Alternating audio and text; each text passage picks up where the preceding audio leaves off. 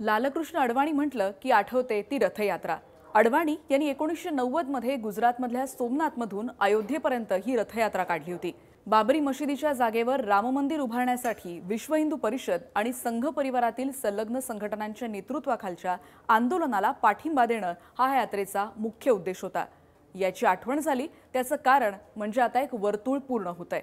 कारण भाजपचे ज्येष्ठ नेते असलेले लालकृष्ण अडवाणी अयोध्येत होणाऱ्या श्रीरामाच्या प्राणप्रतिष्ठापना सोहळ्यासाठी उपस्थित राहणार आहेत। विश्व हिंदू परिषदेचे आंतरराष्ट्रीय कार्याध्यक्ष आलोक कुमार यांनी ही माहिती दिली आहे। वाढत्या वयामुळे लालकृष्ण अडवाणी अयोध्येच्या सगळ्या कार्यक्रमांना उपस्थित राहू शकणार नाहीत, पण 22 तारखेला होणाऱ्या मुख्य कार्यक्रमाला ते नक्कीच उपस्थित राहतील असं देखील आलोक कुमार यांनी म्हटलंय।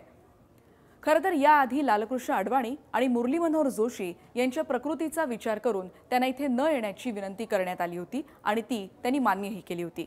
पण यानंतर भाजपचे माजी खासदार आणि राम मंदिर आंदोलनात सहभागी असलेले रामविलास वेदांती यांनी उत्तर प्रदेशचे मुख्यमंत्री योगी आदित्यनाथ यांना अडवाणींना अयोध्येत आणण्याची व्यवस्था करण्याची विनंती केली।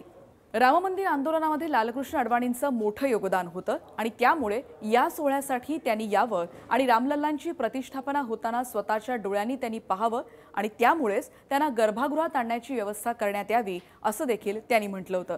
आणि म्हणूनच 22 जानेवारीला अडवाणींची उपस्थिती ही एक वर्तुळ पूर्ण करणारी ठरू शकते।